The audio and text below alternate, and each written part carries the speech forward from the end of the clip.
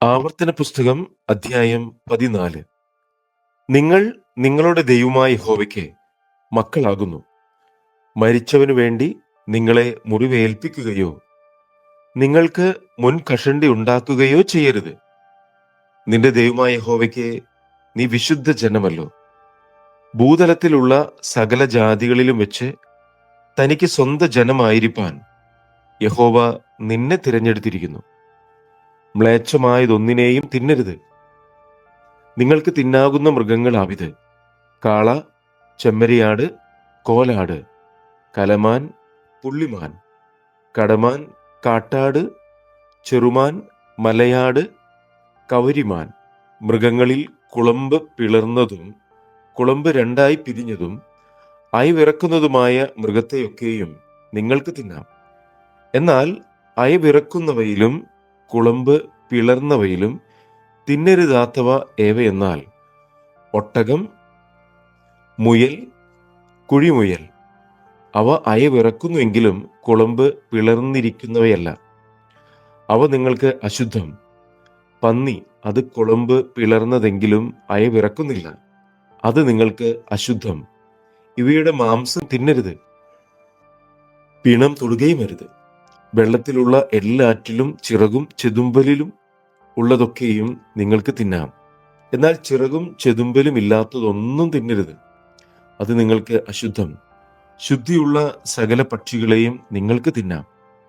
പക്ഷികളിൽ തിന്നരുതാത്തവ കടൽ റാഞ്ചൻ, ചെമ്പരുന്ത്, കഴുകൻ, ചെങ്ങാലിപ്പരുന്ത്, ഗൃധ്രം, അതത് വിധം പരുന്ത്, അതത് വിധം കാക്ക, ഒട്ടകപ്പക്ഷി, പുള്ള്, കടൽ കാക്ക, അതത് വിധം പ്രാപ്പിടിയൻ, നത്ത്, കൂമൻ, മൂങ്ങ, വേഴാമ്പൽ, കുടുംബച്ചാത്തൻ, നീർക്കാക്ക, പെരിഞ്ഞാറ, അതത് വിധം കൊക്ക്, കുളക്കോഴി, നരിച്ചീർ എന്നിവയാകുന്നു.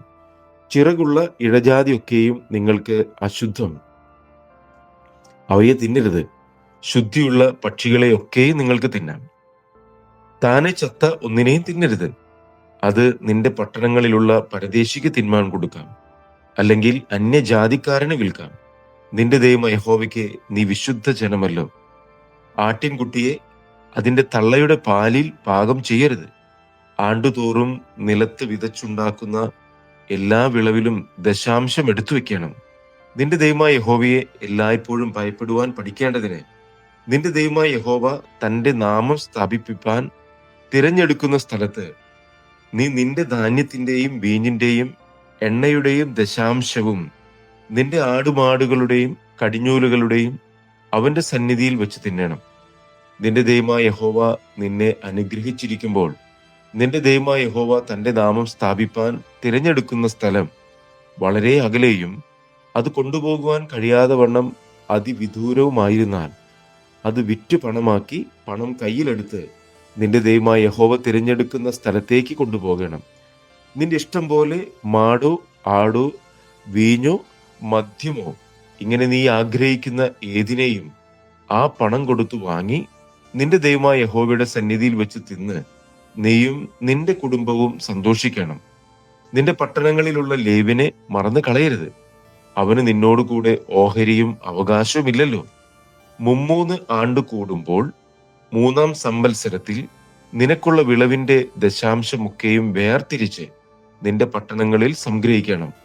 നീ ചെയ്യുന്ന സകല പ്രവൃത്തിയിലും നിന്റെ ദൈവമായ യഹോവ നിന്നെ അനുഗ്രഹിക്കേണ്ടതിന് നിന്നോട് കൂടെ ഓഹരിയും അവകാശവും ഇല്ലാത്ത ലേവ്യനും നിന്റെ പട്ടണങ്ങളിലുള്ള പരദേശിയും അനാഥനും വിധവയും വന്ന് തിന്ന് തൃപ്തരാകണം.